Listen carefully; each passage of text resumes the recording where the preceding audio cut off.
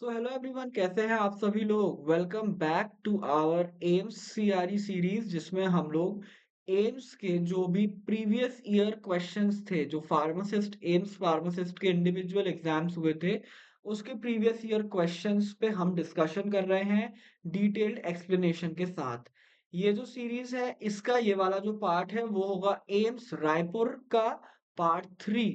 इसके पहले एम्स रायपुर का पार्ट 1 और 2, एम्स भुवनेश्वर और एम्स दिल्ली के जो क्वेश्चंस हैं विथ वीडियो एक्सप्लेनेशन ऑलरेडी हमारे यूट्यूब चैनल पर डले हुए हैं। सो अगर आपको वो देखना है तो you can definitely check that out. Okay, इसके साथ साथ एम्स सीआरई का जो 2024-25 का जो एग्जाम है, जो कि बहुत ही जल्द अब होने वाला है, इसका कोर्स है वो फार्मा माइंड्स के एप्लीकेशन पर ऑलरेडी अवेलेबल है। अगर आप कोर्स परचेज करना चाहते हैं, the price of the course is very less, it's just ₹199, definitely less than your whatever date में आपका जितना बिल आता है ना, वैलेंटाइंस डे की डेट पे जो भी आपका बिल आएगा, उससे तो उसके आगे तो ये कुछ भी नहीं है। So if you are interested in NCRE 2025, we have the best crash course for you, जिसमें आपको रिकॉर्डेड लेक्चर्स मिलेंगे, subject wise MCQ test series मिलेगी, नॉन फार्मा के एमसीक्यूज मिलेंगे। ठीक है, जैसा हमारा एम्स रायपुर का फर्स्ट पार्ट था जो वीडियो में, उसमें हमने क्या डिस्कस किए थे, उसमें हमने डिस्कस किए थे नॉन फार्मा वाले एमसीक्यूज। ऐसे ही और एमसीक्यूज अगर आपको चाहिए तो वो आपको जो फीचर है वो हमारे कोर्स पर डेफिनेटली मिलेगा। इसके साथ साथ करंट अफेयर्स पे MCQs and notes, and along with that strategy and guidance session. This is all what you will get in this AIMS CRE crash course. For more details, यहाँ पर screen में जो numbers चल रहे हैं नीचे आप देख सकते हो, उस पे आप कांटेक्ट करके ज्यादा भी डिटेल्स में चीजों को पता कर सकते हैं। Okay, so without wasting any further time, we will start with the AIIMS Raipur part 3। Part 1 में हमने क्वेश्चन 1 to 25 डिस्कस किए थे, जो कि थे कंप्लीटली नॉन फार्मा। इसके साथ साथ क्वेश्चन नंबर 26 से 50 हमने डिस्कस किया था इन द पार्ट 2। और अब हम आगे चलते हैं from question number 51 and we start with the part 3 now. सबसे पहला क्वेश्चन, आइए देखते हैं। Human brain is covered by how many membranes. Very easy question. जो आपका ह्यूमन ब्रेन रहता है उसमें कितने मेम्ब्रेन्स होते हैं? सो ह्यूमन ब्रेन में सिर्फ और सिर्फ 3 मेम्ब्रेन्स होते हैं। So correct answer will be A, which is 3। वो 3 मेम्ब्रेन्स क्या क्या होते हैं? What are the 3 membranes? Let us see in the explanation. Dura matter, pia matter and arachnoid matter. जो ड्यूरा मैटर होता है वो आउटर लेयर होता है, जो एरेक्नोइड मैटर होता है वो मिडिल लेयर होता है, और जो पाया मैटर होता है वो सबसे इनर लेयर होता है। And this is the closest to the brain. यही जो तीनों लेयर्स हैं, 3 मेम्ब्रेन्स हैं, they are also called as meninges. देखो यहाँ पे लिखा हुआ है, they are also called as meninges. ठीक है, dura mater, arachnoid mater and pia mater, और ये ब्रेन एंड स्पाइनल कॉर्ड को प्रोटेक्ट करते हैं। ठीक है, अगर ब्रेन की जगह क्वेश्चन में स्पाइनल कॉर्ड भी आ रहा है तो भी यही 3 रहेंगे उसमें। ठीक है, इस चीज को ध्यान रखिएगा। नेक्स्ट क्वेश्चन में हम आ जाते हैं। Dash is an absorbable suture. ये जो क्वेश्चन है ये काफी ज्यादा थोड़ा सा लीक से हटके वाला क्वेश्चन है। ठीक है, ऐसे क्वेश्चंस आपको बहुत कम जगह पर देखने को मिलेंगे, लेकिन this is an important question. सबसे पहले सूचर क्या होता है ये चीज हम जानते हैं। ठीक है, you are planning to work as a pharmacist in a government sector. ठीक है, इसलिए आप ये एग्जाम दे रहे हो। भले आप एम्स में जाओ चाहे आप ईएसआईसी में जाओ, आप एक गवर्नमेंट एम्प्लॉय कहलाओगे। गवर्नमेंट हॉस्पिटल्स में बहुत सारे डिफरेंट डिफरेंट टाइप के मरीज आते हैं। ठीक है, किसी को कटता है, किसी को फटता है, किसी को कुछ हो जाता है, मतलब अलग अलग चीज है। आप सभी लोगों ने देखा होगा, सुना होगा कहीं ना कहीं, अगर किसी के बॉडी में एक्सेसिव कट्स हो जाते हैं जिसके कारण उनकी स्किन टियर अपार्ट हो जाती है, तो बोलते हैं उसको स्टिच करते हैं। ओके। स्टिच तो एक नॉर्मलाइज्ड टर्म हो गया, लेकिन उस टर्म को बोला जाता है सूचरिंग। ठीक है, और जो उसमें स्टिचेस यूज होते हैं वो कहलाते हैं सूचर। सूचर क्या होते हैं? दे आर वायर या थ्रेड काइंड ऑफ स्ट्रक्चर्स जो कि बॉडी को, मतलब बॉडी पार्ट्स को, इंटरनल ऑर्गन्स हो चाहे एक्सटर्नल ऑर्गन्स हो, स्किन वगैरह हो, कुछ भी हो, उसको टुगेदर होल्ड करते हैं। It hold it together. जैसे अगर ये मेरा हाथ है, इसमें ये चीज अगर बीच से ऐसे क्रैक हो जाए तो क्या होगा? अगर किसी को प्लास्टर वगैरह हुआ होगा, किसी का फ्रैक्चर हुआ होगा, तो कैसे ठीक होता है? सबसे पहले तो हाथ में टाके आते हैं जिसको हम बोलते हैं स्टिचेस आ रहे हैं, है ना? तो वही जो स्टिचेस होते हैं, they are of different types. कुछ स्टिचेस जो होते हैं वो एब्जॉर्बेबल होते हैं, कुछ स्टिचेस जो होते हैं वो नॉन एब्जॉर्बेबल होते हैं, उसको आपको वापस हॉस्पिटल में जाकर निकलवाना रहता है। ठीक है, तो एब्जॉर्बेबल स्टिचेस कौन से होते हैं? मेनली ऐसे स्टिचेस जो कि बॉडी के इंटरनल पार्ट्स में यूज होते हैं। लाइक अगर किसी का ऑपरेशन हुआ है एंड स्टमक को कट किया गया है, स्टमक को कट किया गया है, स्टमक को कट करने के बाद क्या हुआ? स्टमक को वापस से उन्होंने स्टिच अप किया। तो अब क्या होगा? इंटरनल स्टमक की बात कर रहा हूं मैं, जो मेन ऑर्गन रहता है वो, बाहर की स्किन की नहीं। ठीक है, फिर क्या होगा? फिर ये होगा कि अब तो उनको बाहर से भी उसको स्टिच अप करना पड़ेगा। यस, करना पड़ेगा। तो अंदर का स्टिचेस कैसे खोलेंगे? तो जो अंदर के स्टिचेस होते हैं ना, उसको खोलना या निकालना नहीं पड़ता, वो आपके बॉडी में एब्जॉर्ब हो जाते हैं। तो यहाँ पर जो ये चार ऑप्शंस दिए हैं, sterile catgut, sterile linen, sterile polyamide, sterile braided. देखो, सूजन बहुत सारे टाइप के होते हैं।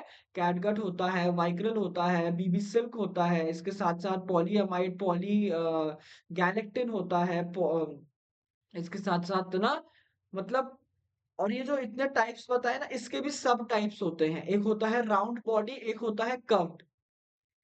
ठीक है, आरबी आरसी बोलते हैं, round body round cutting. Okay, उसमें भी साइजेस के हिसाब से, लेंथ के हिसाब से, डायमीटर के हिसाब से बहुत सारे प्रकार के सूचर्स, अगर आप हॉस्पिटल में जाओगे, एंड बाय गॉड्स ग्रेस आप जरूर जाइए, ठीक है, सो आप लोग देखोगे कि जो सूचर होता है उसका खुद का ही इतने प्रकार होते हैं। एक या दो सूचर नहीं होते। आपको क्या लगता है यार, सिल ही तो रहे हैं, कैसे भी किसी भी चीज से सिल जाता होगा? नहीं, अलग अलग जगह के लिए, अलग अलग बॉडी पार्ट्स के लिए अलग अलग टाइप के सूचर्स आते हैं। सो यहाँ पर जो करेक्ट आंसर होगा वो होगा ए, स्टेराइल कैटगट। जो कैटगट वाले सूचर होते हैं वो होता है एब्जॉर्बेबल सूचर्स। इसके साथ साथ और भी सूचर्स आते हैं जो इंटरनली और एक्सटर्नली यूज होते हैं, लेकिन कई सूचर्स उसमें से नॉन एब्जॉर्बेबल भी होते हैं। यहाँ पर जो चार ऑप्शन दिए हैं उसमें से sterile catgut is an absorbable suture. ठीक है, इतना सारा सूचर का लेक्चर मिल गया तुम लोगों को आज, है ना? अच्छा लगा तो वीडियो को लाइक करना, नीचे कमेंट में लिखकर बताना। अगर आपको सूचर के बारे में नॉलेज है तो आप क्या जानते हो सूचर के बारे में, वो भी आपको कमेंट करके जरूर बताइए। ठीक है, sterile catgut will be it's correct answer. Next question. In the context of measurement of fertility in humans, what is the formula to calculate crude birth rate? यहाँ पर fertility humans कुछ नहीं आएगा, सिर्फ एक टर्म को आपको ध्यान रखना है, बर्थ रेट। बर्थ रेट का फॉर्मूला बस यहाँ पर आपको बता देना है, बस, और कुछ भी नहीं। बर्थ रेट क्या होता है? What do you mean by birth rate? कितने लोग हैं, कितने लोग उसमें और ऐड हुए जन्मे, वो हो जाएगा birth rate. So number of live birth upon estimated population. ठीक है, तो option A will be the correct option over here. ठीक है, प्लस नहीं होता, माइनस नहीं होता, मल्टीप्लाई नहीं होता, अपॉन आता है इसमें। और अपॉन में नीचे क्या आएगा? जो ज्यादा पॉपुलेशन है वो। ऊपर क्या आएगा? जो नंबर ऑफ लाइव बर्थ हुए हैं वो। इसी के साथ साथ अगर आपके क्वेश्चन आता है अबाउट सेक्स रेशियो ऑल्सो, तो कितना गर्ल्स है अपॉन पर 1000 बॉयज, ये होता है सेक्स रेशियो। तो नीचे का जो नंबर है वो ज्यादा होना चाहिए, तो जो एस्टिमेटेड पॉपुलेशन है वो तो ज्यादा रहेगी नंबर ऑफ लाइव बर्थ से। ठीक है, so option number A will be the correct option over here. ठीक है। The formula for calculating crude birth rate is number of live birth during the year upon estimated mid year population. Next question में हम आ जाते हैं 54th question. What is the English meaning of the term anticipos used in prescription writing? आप सभी pharmacist बनने वाले हैं, फार्मासिस्ट बन चुके हैं और गवर्नमेंट फार्मासिस्ट बनने की तैयारी कर रहे हैं। तो आपको एक जो बहुत बेसिक रिक्वायरमेंट है वो क्या होना चाहिए? Prescription reading. प्रिस्क्रिप्शन को रीड करना आपको आना चाहिए। तो अगर आपको प्रिस्क्रिप्शन में जो टर्मिनोलॉजीज दिए हैं, ओडी लिखा है, बीडी लिखा है, टीडीएस लिखा है, कैसे आपको कोई भी जो क्या कहना चाहिए दवाई है उसको डॉक्टर लिख के प्रिस्क्राइब करता है, तो वो किस वे में प्रिस्क्राइब कर रहा है वो चीज आपको पढ़ने आना चाहिए। एंटीसिबोस का मतलब क्या होता है? Before meal. एंटीसिबोस का मतलब बिफोर मील, खाने के पहले। ठीक है। Ante means before and cibos means food. ठीक है, तो ante cibos means before meals. जो भी दवाई है वो खाना खाने के पहले खानी है। उसके बाद vegetable is the source of which crude drug? Cinnamon, kaolin, pyrethrin and cantharides. Vegetable is the source of which crude drug? Okay, इसका आंसर तो वैसे है cinnamon. Okay, cinnamon is derived from the inner bark of the from the genus Cinnamomum। ठीक है, इसका जो answer होगा वो होगा cinnamon। Next question. According to IP, 1 gram of shark liver oil should not contain less than international units of vitamin A। Vitamin A का कितना unit रहना चाहिए? आप लोग अगर विटामिन ए के नॉर्मल कैप्सूल्स भी देखोगे, चाहे आप शार्क लिवर ऑयल में भी देखो, तो as per the standards vitamin A कितना रहना चाहिए? 6000 आईयूज, 6000 इंटरनेशनल यूनिट्स। तो ये है इसका करेक्ट आंसर ए। ठीक है, करेक्ट आंसर इसका होगा ए। Next, 57th question. In the context of mechanism of size reduction of drug, ball mill works on the principle of। बहुत इजी, फार्मास्यूटिकल इंजीनियरिंग का सबसे बेसिक क्वेश्चन। बॉल मिल का principle of या फिर मैकेनिज्म बताना है आपको। तो बॉल मिल का मैकेनिज्म क्या होगा? बॉल्स हैं, बॉल आपस में टकराएंगी, टकराएंगी मतलब क्या होगा? इम्पैक्ट होगा। ओके, इसके साथ साथ जो आपका जो भी मटेरियल है उस बॉल मिल के अंदर वो क्या होगा? टूटेगा। So impact and attrition will be the correct answer, option number D. ठीक है, तो ball mill works on the principle of impact and attrition. Ball mill में क्या होता है? Material to be ground, ground मतलब पीसने वाला जो मटेरियल होता है, it is place inside a rotating cylinder container along with the steel और ceramic ball। the container rotate, container rotate होता है, बॉल्स आपस में कोलाइड होती हैं, जिसकी वजह से इम्पैक्ट होता है। जैसे ही बॉल्स आपके मटेरियल को हिट करेंगी, वो आपस में भी हिट करेंगी और क्या होगा? इम्पैक्ट होगा, कोलिजन होगा। इसके साथ साथ एट्रिशन होता है, फ्रिक्शन की वजह से वो और छोटे छोटे पार्टिकल्स में ब्रेक डाउन होता है। सो impact and attrition is the principle of ball mill. Next question. Which section of the Narcotic Drug and Psychotropic Substance Act 1945 is related with the punishment of contravention in relation to the poppy straw? अब ये है direct NDPS act का question. अगर same again अगर आता है तो ही लगाओ, बिना मतलब का तुक्का लगाने की जरूरत नहीं है। गलत हो गया माइनस मार्किंग हो जाएगी। इसका करेक्ट आंसर होगा ऑप्शन नंबर ए, सेक्शन 15। ठीक है, तो सेक्शन 15 है एनडीपीएस एक्ट का, वो इसको रिलेट करता है। ठीक है, डिटेल्ड एक्सप्लेनेशन जो है वो स्लाइड्स में दिया हुआ है। नोट्स आप लोगों को अवेलेबल हो ही जाएंगी। जो डिस्क्रिप्शन बॉक्स है ना इस वीडियो का, उसमें आपको एक लिंक मिलेगा, जिस लिंक के थ्रू आप इन नोट्स को देख सकते हो, इन नोट्स को आप पढ़ सकते हो, जिससे आप लोग जो भी डिटेल्ड एक्सप्लेनेशन है वीडियो का उसको आप इजीली एक्सेस कर सकते हो। ठीक है, Next question. In the context of simple epithelial tissue of human body, which epithelial cells are also called as pavement epithelial cell? Pavement epithelial cell मतलब सबसे नीचे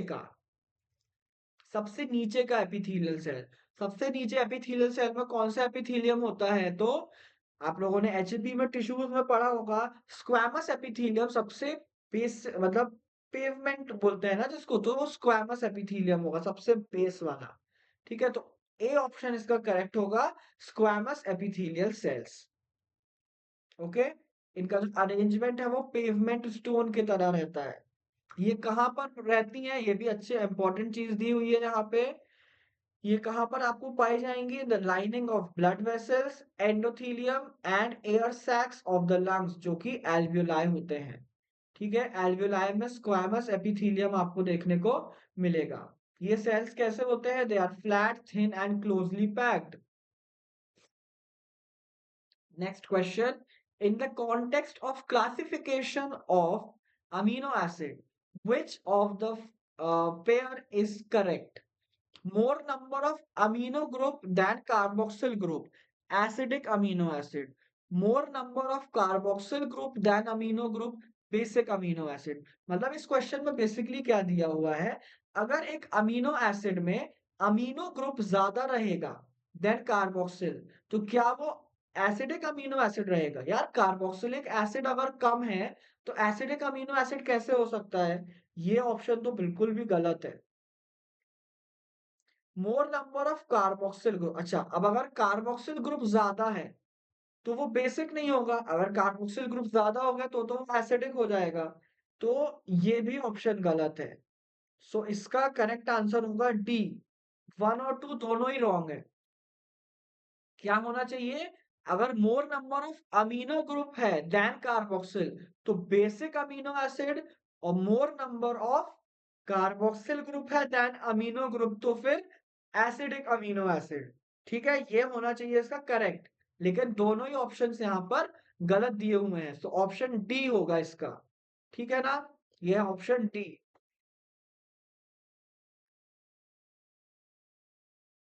okay, protein in human diets are obtained from which vegetable source?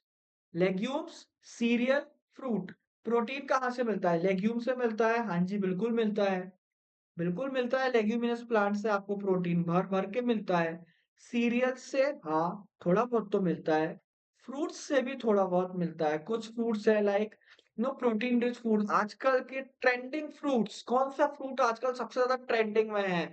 You know, I have a very protein rich diet, I eat avocado sandwich. Avocado में healthy fat होता है, healthy fat होने के साथ साथ avocado is also a slight source of protein. So ये तीनों options को हम यहाँ पे करेक्ट कंसीडर करेंगे। So option D will be the right answer. ठीक है, option D will be the right answer. Legumes like beans, lentils, chickpeas, peas, ये सब रिच इन प्रोटीन है। इसके साथ साथ जो होल ग्रेन्स होते हैं वो भी प्रोटीन प्रोवाइड करते हैं, like rice, wheat, oats, barley, quinoa. उसके साथ साथ जो फ्रूट्स होते हैं उसमें लो रहता है प्रोटीन कंटेंट, लेकिन फिर भी होता है। देखो एग्जांपल क्या दिया है, avocados and certain type of berries. आजकल तो बिल्कुल मतलब जो भी बिल्कुल ऐसे स्टाइल मारने के लिए ब्रेकफास्ट करते हैं ना, वो लोग क्या खाते हैं? Avocado sandwich and blueberry smoothie. ठीक है, तो देख लो क्यों खाते हैं, क्योंकि दोनों में प्रोटीन होता है। Okay, next question. In the context of deficiency of proteins in human, what is the full form of PCM? Okay, अगर आप यहाँ पर प्रोटीन डेफिशिएंसी की बात कर रहे हो, ह्यूमंस में प्रोटीन डेफिशिएंसी की बात कर रहे हो, तो पीसीएम क्या होता है? Protein calorie malnutrition, protein calcium malnutrition, protein calorie marasmus, protein calcium marasmus. तो यार कैल्शियम वाला ऑप्शन तो हटा दो, ये तो बिल्कुल हटा दो, ये तो नहीं होगा। या तो ये होगा या फिर ये होगा सी। तो मरासमस क्या होता है? Marasmus is a type of disease. Okay, marasmus is a type of disease. Marasmus होता क्या है? बेसिकली एक ऐसा डिजीज होता है जिसमें यू नो बहुत ज्यादा पतले हो जाते हैं एकदम। जो बच्चे हैं मेनली बच्चों में होता है, तो बच्चे जो होते हैं ना वो बहुत ज्यादा ही उनका बॉडी में वेट लॉस होने लगता है, उनका जो फैट कंटेंट है जो वो बहुत कम हो जाता है, जिसकी वजह से उनकी जो बोन्स हैं उनकी बॉडी बहुत बोनी हो जाती है। ठीक है, इसका करेक्ट आंसर होगा protein calorie malnutrition, not marasmus. Marasmus क्योंकि एक अलग बीमारी है, उसको इससे रिलेट नहीं करो। ठीक है, मरासमस अलग चीज है। तो प्रोटीन कैलोरी मैल न्यूट्रिशन में क्या होता है, प्रोटीन की डेफिशिएंसी की वजह से हेल्थ इश्यूज होने लगते हैं which can lead to kwashiorkor and marasmus. तो मैल न्यूट्रिशन का ही एक टाइप है मरासमस, और एक बीमारी है क्वॉशियोरकर। दोनों में क्या होता है, बहुत एक्सेसिव वेट लॉस होता है, बॉडी में प्रोटीन की डेफिशिएंसी हो जाती है, फैट्स की डेफिशिएंसी हो जाती है, जिसकी वजह से ये डिजीजेस होते हैं। Next question, what is the molecular formula for glucose? ये आंसर तो चौथी क्लास का बच्चा भी दे देगा। ग्लूकोज का मॉलिक्यूलर फॉर्मूला क्या होता है? C6H12O6। ठीक है, ए ऑप्शन। बहुत इजी, आंख बंद करके आंसर लगाने वाला है ना, CnH2nOn। Next, dash is the water soluble vitamin. अब यहाँ पर वाटर सॉल्युबल अगर नहीं मालूम है तो फैट सॉल्युबल तो मालूम है ना। फैट सॉल्युबल विटामिन कौन कौन से होते हैं? कीड़ा, K, E, D and A, ये होते हैं फैट सॉल्युबल विटामिन, कीड़ा। या फिर इसको आप लोग ADE के, अगर अल्फाबेटिकली पढ़ना हो तो ADE के, जिसको हम लोग एडेक भी पढ़ते हैं, एडेक, ADE के। ये होते हैं सारे फैट सॉल्युबल विटामिन। अब यहाँ पर ए है, हाँ जी है, फैट सॉल्युबल हो गया। ई भी फैट सॉल्युबल हो गया, के भी फैट सॉल्युबल हो गया। तो वाटर सॉल्युबल क्या बचा? Vitamin B. Okay, vitamin B is a water soluble vitamin. Next question. Arrange the following steps involved in the procedure of gravimetric determination of nickel in steel from first to last. अब यहाँ पर कुछ लोग, कुछ नहीं काफी सारे लोग ग्रेविमेट्रिक डिटर्मिनेशन पढ़ के घबरा जाएंगे, हड़बड़ा जाएंगे। यार मैंने तो ये टॉपिक पढ़ा ही नहीं था, चलो इस क्वेश्चन को छोड़ो, टाइम वेस्ट नहीं करते हैं। ऐसा नहीं करना है, हर क्वेश्चन को पढ़ो, कहीं ना कहीं से कुछ ना कुछ क्लू मिल जाएगा। जैसे इसमें अगर आप PQRS ऑप्शन पढ़ोगे, bringing nickel present in steel into the solution as nickel 2 ions and oxidizing iron to Fe3 ions, selective precipitation of nickel ions with DNG in alkaline solution, filtration and washing the precipitate, cooling and weighing the precipitate। अब कुछ भी नहीं मालूम, process कैसा होता है, क्या होता है, कुछ भी नहीं मालूम, लेकिन इतना तो मालूम है ना, प्रेसिपिटेट आखिरी में बनता है। इतना तो सबको मालूम है, प्रेसिपिटेट आखिरी में बनता है। और प्रेसिपिटेट बन गया तो उसको आप वे करोगे डेफिनेटली कि कितना बना, तो वो तो सबसे लास्ट प्रोसेस होता है। तो सबसे पहले देख लो, एस जो है वो सबसे लास्ट में होगा। एस वाला जो पार्ट है ना, ये cooling and weighing the precipitate, ये तो किसी भी मेथड का लास्ट पार्ट ही होगा, क्योंकि रिएक्शन खत्म हो गया फिर बना प्रेसिपिटेट। प्रेसिपिटेट बना, आपने उसको छाना और फिर उसको कूल किया, है ना, तो लास्ट ऑप्शन हो गया एस। अब यहाँ पर एस आखिरी में कहाँ दिख रहा है? ये सिर्फ ए में। तो बस कुछ भी नहीं पता, सिर्फ एक चीज मालूम है कि वेइंग ऑफ प्रेसिपिटेट लास्ट में करते हैं। 4 नंबर मिल गए, ए ऑप्शन को बिल्कुल करेक्ट लगा देना। अब भाई प्रेसिपिटेट मिला कैसे? फिल्टर करने के बाद ही तो मिला ना प्रेसिपिटेट, तो फिल्ट्रेशन वाला ऑप्शन 3rd नंबर में आ गया, तो आर थर्ड में आ गया। और जो पी और क्यू है वो भी अपने सिलेक्टिवली करेक्ट ऑर्डर में दिए हुए हैं, तो A will be the correct answer. ठीक है, A is the correct answer. Next question देखते हैं, which of the following statement is correct regarding spleen in humans? Humans में स्प्लीन कहाँ रहता है? It is located in right half of the viscera, या फिर it's own outer surface touches the left kidney. एक जगह राइट है, एक जगह लेफ्ट है, मतलब बोथ 1 एंड 2 तो नहीं होगा। दोनों में से एक ना एक चीज तो सही है। तो सी और डी ऑप्शन गए। 50% आपके आंसर करेक्ट होने के चांसेस बढ़ गए, क्योंकि सी और डी नहीं होगा। अब क्या सही है? स्प्लीन राइट में होता है या लेफ्ट में होता है? तो जो आपका स्प्लीन होता है वो आपकी किडनी के लेफ्ट सरफेस को टच करता है। सो सेकंड ऑप्शन करेक्ट होगा। Only two. Okay, because the spleen is located in the left upper part of the abdomen, not the right part. जो spleen है वो लेफ्ट पार्ट में upper abdomen में located होता है, ना कि राइट पार्ट में। अब लेफ्ट पार्ट में लोकेटेड है तो लेफ्ट वाले किडनी को कहीं ना कहीं तो टच करेगा थोड़ा बहुत। तो ये हो गया आपका option B. Next question. As per the DNC Act 1940 and Rules 1945, which of the following condition a drug shall deemed to be spurious? मतलब क्वेश्चन की भाषा को पढ़ के कंफ्यूजियाना नहीं है। ड्रग पढ़ा, स्प्यूरियस पढ़ा। हाँ जी, ये जो दो कंडीशन दी है इसमें से ड्रग को स्प्यूरियस कब बोल सकते हैं? अगर वो ड्रग किसी अदर नेम के अंदर इंपोर्ट हो रही है।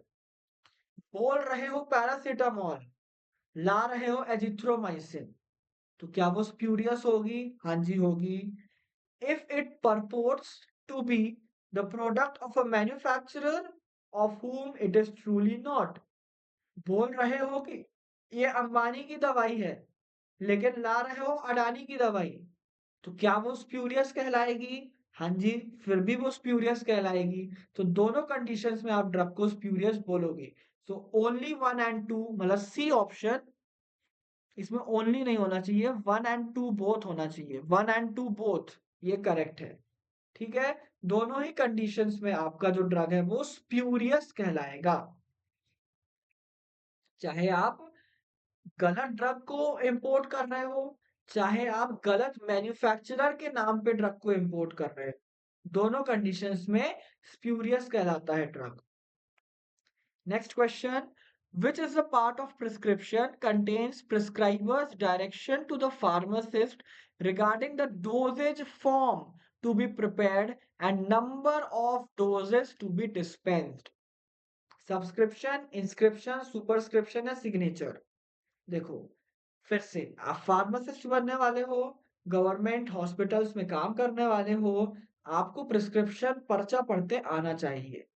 अब तो प्रिस्क्रिप्शन इजी हो गया है। अब ये नहीं लिखा रहता है कि ये मिलाओ, वो मिलाओ, फलाना मिलाओ, ढिमकाना मिलाओ और फिर घोल बना के दे दो। नहीं, अब क्या है, सीधे सीधे दवाई का नाम लिख देंगे, कितनी बार खाना है, खाने के पहले खाना है, बाद खाना है, वो लिख देंगे और आपको पर्चा पकड़ा देंगे।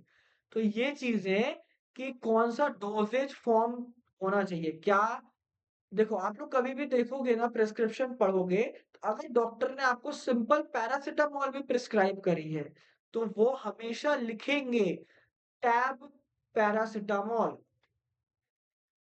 वो लोग सिर्फ कभी पैरासिटामॉल लिख के नहीं देंगे, वो हमेशा लिखते हैं tab paracetamol. Like I work in the hospital, जब भी मेरे पास कोई भी वार्ड से पेशेंट के लिए मेडिसिन लेने आते हैं, या फिर वार्ड, मतलब खुद वार्ड के लिए मेडिसिन लेने आते हैं, तो हम लोगों को वो लोग कभी ये नहीं बोलते कि भैया पैरासिटामॉल दे दो। वो लोग हमेशा बोलते हैं भैया टैबलेट पैरासिटामॉल दे दो। वो लोग कभी ये नहीं बोलेंगे कि भाई हमको ऑन्डासिट्रॉन दे दो। वो लोग हमेशा बोलेंगे टैबलेट ऑन्डासिट्रॉन दे दो। ठीक है, बिकॉज इन्हीं डोज, जो आप ड्रग्स के नाम बोल रहे हो ना, पैरासिटामॉल का आईवी इन्फ्यूजन भी आता है, पैरासिटामॉल के इंजेक्शंस भी आते हैं, डोमपेरिडोन के इंजेक्शंस भी आते हैं, पेंटोप्राजोल के इंजेक्शन टैबलेट सब आते हैं, कैप्सूल्स भी आते हैं। तो क्या डोजेज फॉर्म होना चाहिए वो भी आपको प्रॉपरली पता रहना चाहिए। और नंबर ऑफ डोजेज, एक बार, दो बार, चार बार, 10 बार, कितनी बार खानी है वो दवाई, वो भी आपको पता होना चाहिए। तो ये जो सारा कुछ पार्ट है, ये आपको देखने को मिलेगा इन सब्सक्रिप्शन। तो option A will be correct, subscription. Inscription क्या होता है? इंस्क्रिप्शन होता है जिसमें दवाई का नाम और उसकी स्ट्रेंथ लिखी रहती है। जैसे सिंपलेस्ट एग्जांपल लेते हैं पैरासिटामोल का। पैरासिटामोल 2 टाइप के स्ट्रेंथ में आती है। एक ओटीसी मतलब ओवर द काउंटर आप ले सकते हो जो कि 500 एमजी होती है। एक होती है नॉन ओटीसी मतलब जो 650 एमजी वाली पैरासिटामोल है, वो सिर्फ तभी मिलेगी अगर डॉक्टर ने उसको प्रिस्क्राइब किया है। तो डॉक्टर क्या लिखेगा? टैबलेट पैरासिटामोल 650 एमजी, तो ही आपको 650 एमजी की ड्रग मिलेगी। तो नाम लिखा हुआ है, इसके साथ-साथ स्ट्रेंथ भी लिखी हुई है। सुपरस्क्रिप्शन क्या होता है? जो भी आरएक्स लिखते हैं ना ऊपर, जैसे ये आपका प्रिस्क्रिप्शन हो गया, अगर हम यहाँ पर बनाएँगे, जैसे ये अगर मैंने एक प्रिस्क्रिप्शन बनाया, तो नाम-वाम लिखने के बाद हमेशा डॉक्टर यहाँ पे ऐसा आरएक्स लिखते हैं। ये जो आरएक्स होता है ये कहलाता है सुपरस्क्रिप्शन। एंड सिग्नेचर मतलब पेशेंट को वो दवाइयाँ कैसे लेनी है वो। सिग्नेचर मतलब डॉक्टर के साइन नहीं। यहाँ पे सिग्नेचर मतलब पेशेंट के लिए इंस्ट्रक्शंस होते हैं कि आपको वो दवाई कैसे लेनी है। पानी के साथ, दूध के साथ, खाने के पहले, खाने के बाद, सोते समय, उठते समय कब लेनी है, वो हो जाएगा सिग्नेचर। ठीक है? तो जो सिग्नेचर है वो फार्मासिस्ट को भी देखना चाहिए जिसमें आप पेशेंट को वो चीज़ बता सको क्योंकि कई बार पेशेंट्स को मेडिकल टर्मिनोलॉजीज़ नहीं समझ में आती हैं। उनको बीडी, ओडी, टीडी नहीं समझ में आता है। आपको बताना पड़ेगा कि भैया ये दवाई सुबह-शाम, ये दवाई दिन में 3 बार, ये दवाई रात में सोते टाइम, ये दवाई सुबह उठने के बाद, ये दवाई रात को सोने के पहले। ये सारी चीज़ें आपको भी पता होनी चाहिए कि कौन-सी दवाई आप कब कैसे दे सकते हो। इसीलिए prescription and parts of prescription is important. Next question 69 dash is a third generation intrauterine device. इसमें से थर्ड जनरेशन इंट्रायूटराइन डिवाइस कौन सा है? इसका करेक्ट आंसर होगा प्रोजेस्टर सेट डी, जो कि थर्ड जनरेशन आईयूडी है।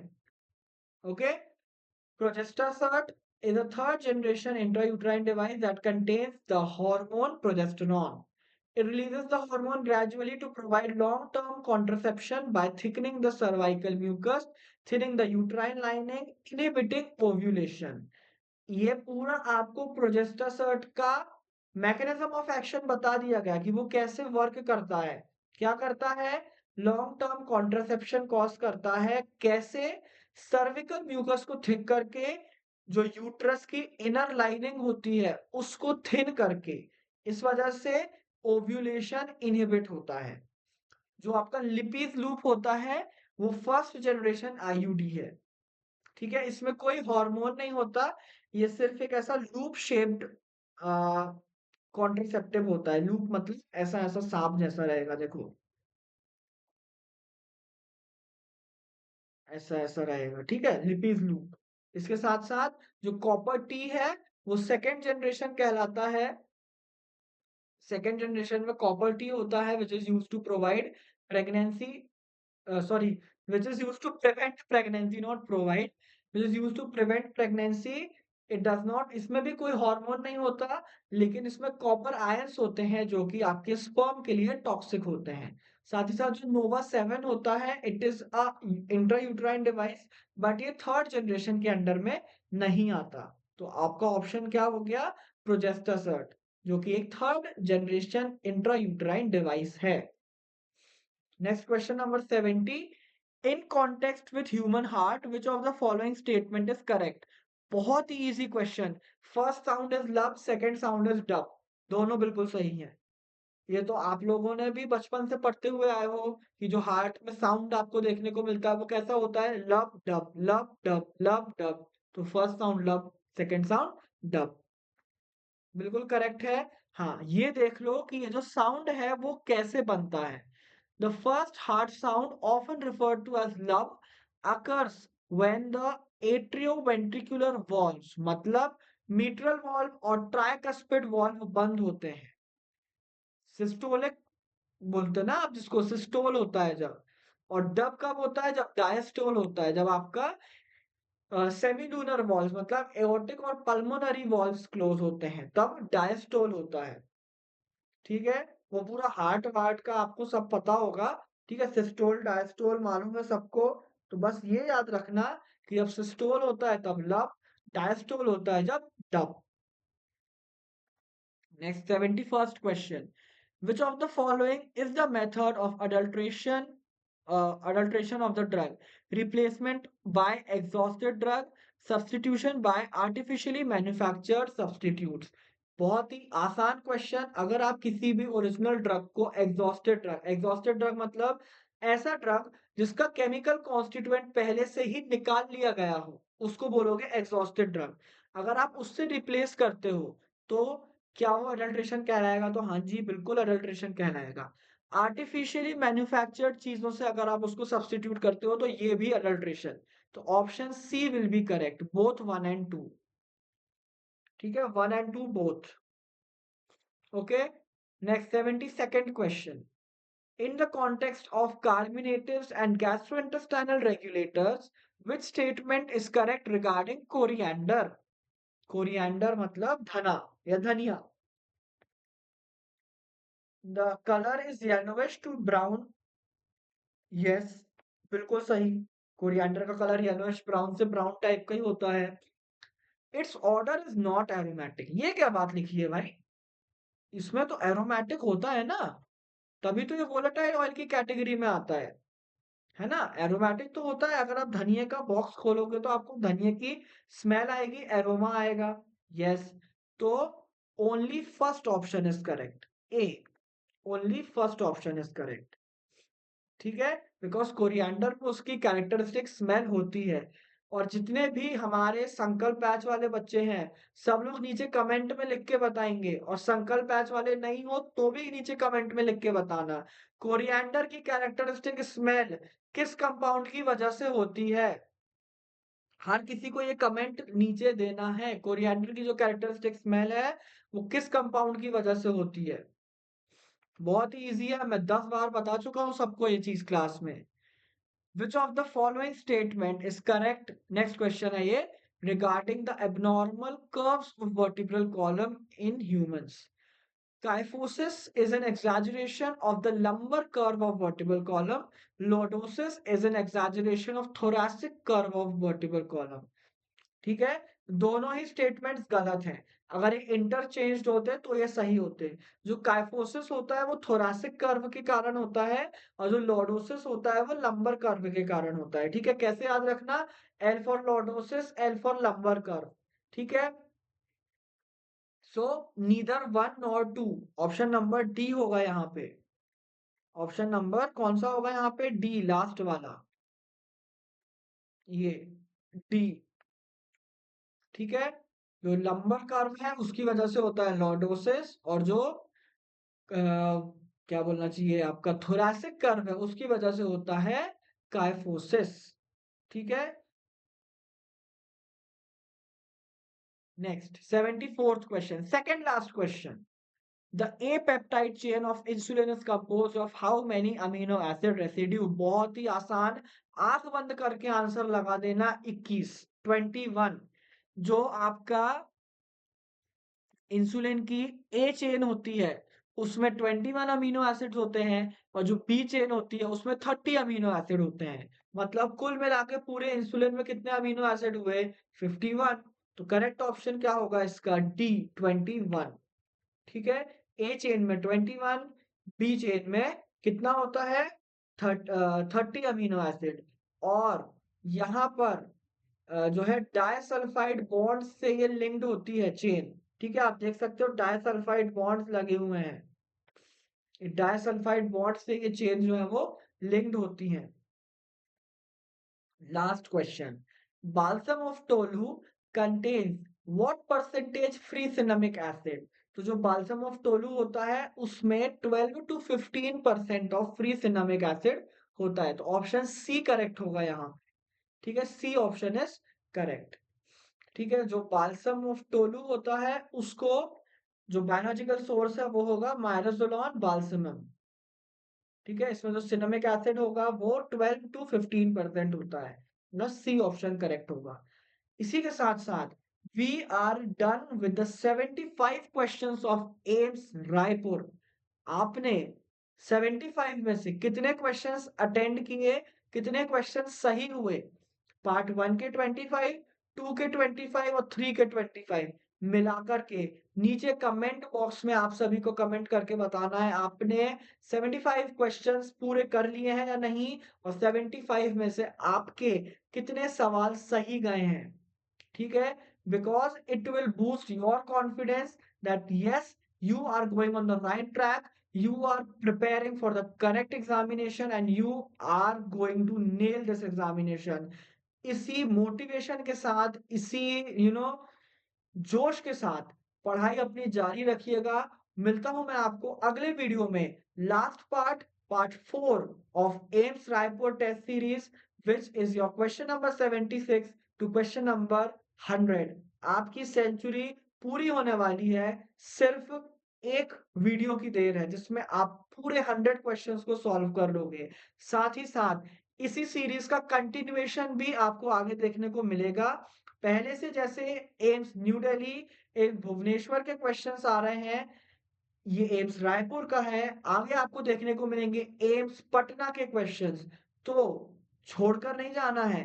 फार्माइट्स के चैनल को सब्सक्राइब करना है, वीडियो को लाइक करना है, हर वीडियो पे कमेंट करना है। अपनी छाप छोड़ के जानी है, ठीक है? मैदान छोड़ के नहीं जाना है, मैदान में अपनी छाप छोड़ के जानी है। इसी मोटिवेशन के साथ आप सभी से मिलता हूँ मैं अगले वीडियो में। Thank you so much everyone for watching.